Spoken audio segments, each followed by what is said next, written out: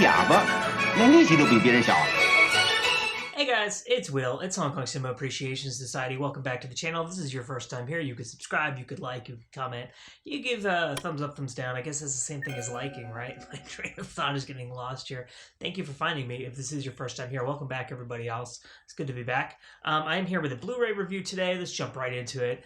The film is Shaolin Wooden Men. This was released by 88 Films at the end of 2020.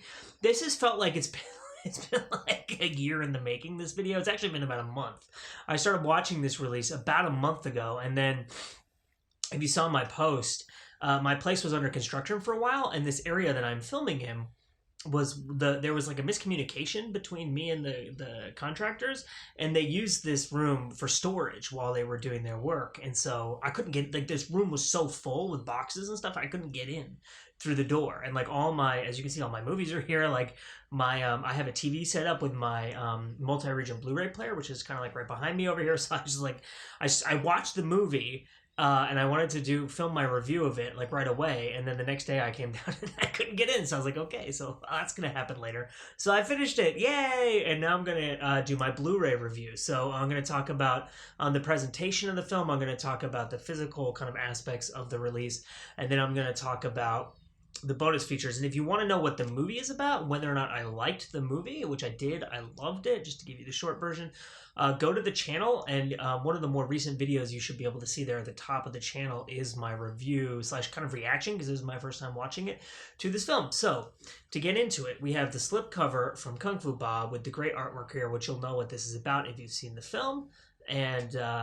And then here's the back, which this just lists all the specifications and bonus features on the title, description of the movie, the usual information down here at the bottom. And I know this is heresy, and Bob has made fun of me for doing this before in passing as a joke, but I did reverse the cover art here. I really like this poster, and I don't know why, because it's pretty simple, right? It's just like a picture and some design elements, but there's just something really pleasing about it to me. And I also I like that you can have this awesome artwork on the slipcover and then reveal it to have something slightly different there. So we open it up, and we have Bob's artwork is behind there on the reversible thing, and then here you can see that's the Blu-ray, and then I will show you the other physical aspects of the release here, which are the poster. And I'm just figuring out where to lay everything down so I don't drop it while I'm doing my review here. So here's the poster, which is the same as the slipcover, as you can see. So, I mean, if I had unlimited resources and I had the space for it, I would probably get all these posters framed, because that would be super cool. Because a fair number of these releases do come with the posters. So maybe in the future, at some point, I will have the ability to do that, but not so much right now. And then we get these lobby card / postcard things, which I think are super cool, which come with these 88 Films releases sometimes in lieu of the booklet. And there's that. This one. I love these. I love lobby cards. I think they're so cool, and it's really cool to have like these little postcard reproductions, and then with like the artwork on the back too. And then there's this one here. There you go. So to talk about the way that the film looks on here, and I will also talk about the way that the film sounds, because there's a number of audio options here, and that has been to me like a big kind of bonus of all these new releases that are coming out, these new editions of these films, is the number of audio options they are putting on here. So pretty much everyone can be happy with whatever it is that they're looking for. So let me, I'm going to put the slipcase back on here.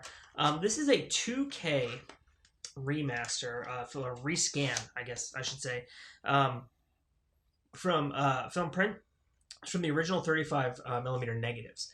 And so recently, FJ DeSanto, who you'll have heard of if you watch the channel, has been sending me tons of awesome stuff, like DVDs and VCDs and stuff like that. And then also is the person who put me in touch with Rick Myers, who I interviewed. He sent me this pretty recently, because I'm assuming because he picked up this edition. And this is, there's two differences here that are really, really worth noting. One is that this is 97 minutes long. And I will talk about this more in a minute, because Brandon Bentley on his commentary track talks a lot about the different versions of this movie. But this is 108 minutes long. So you're getting, if you have this, if you're familiar with this release, and you've been balking at getting this, first thing to know is this is 11 minutes longer. Second thing you need to know is this looks like trash. Like, this looks like somebody bought a VHS and put it on a DVD and sold it. Like, it looks so bad. And a lot of people have been telling me in the comments of my review of this film, I saw that one on VHS. I didn't like it on VHS. It looked like shit. I didn't know what the movie was about, really. Like, I think Ricky Baker in his little, and I'll talk more about this later, but in his little interview on here talks about how the subtitles were actually very different from the dub, and that it wasn't translated properly, and so it's like not even quite the same movie.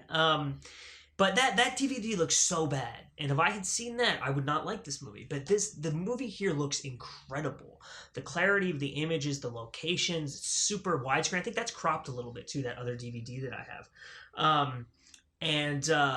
It's mind blowing how good it looks, and the movie really comes through in how good it looks, and the fact that you can focus on what the film is about, the characters. Like, there are scenes on that DVD where, I'm not kidding you, like, the image quality is so poor you can't see what's happening.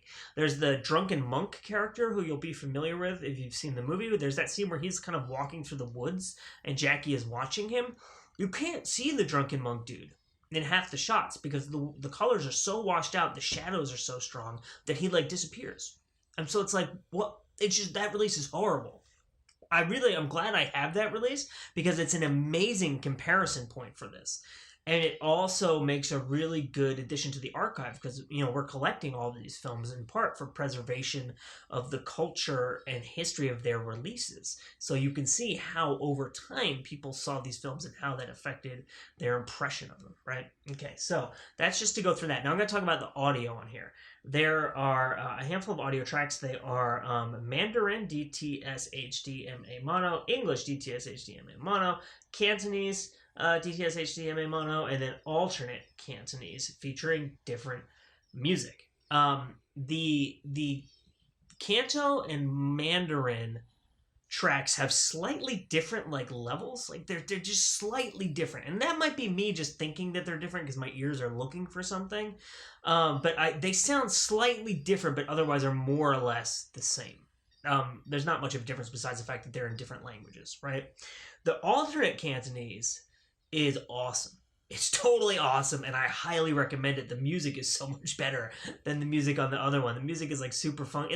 It has some of the same music cues, but then it has alternate music cues that are like super funky and amazing. So I highly recommend watching the alternate. I went through all of them. Like I was just clicking the audio button like over and over again throughout, and I settled on the alternate Canto, and it's awesome, and I loved it. The English here sounds like it's pushed way up, like almost like it's like maxed out, and it sounds kind of blown out, and it sounds like super old school, like VHS sounding. So if you're someone who loves those old dubs and stuff like that, and that hits your nostalgia buttons and everything like that, I think you'll really enjoy that option here. So to get into the bonus features, I'll do their audio commentaries last because those are the longest bits. So Rick Baker on Shaolin Woodman. This is about 9 minutes long, and Rick Baker talks about like first time he saw the movie, and he does a little bit of analysis of like the light versus dark aspects of the film and like the narrative trajectory, which is stuff that I also talked about in my review of the film. He talks about Chen Shihua directing the film, and I'll talk more about that in a second, who the real director of the film is, because that's covered a lot in the audio commentaries.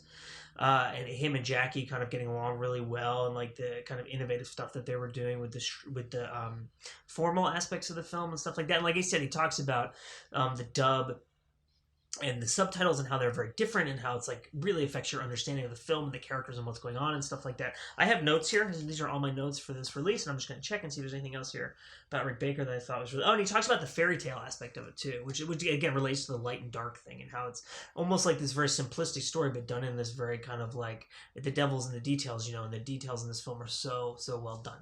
And then you have Shaolin Chamber of Death, how Trans Global Pictures brought Jackie Chan to Britain.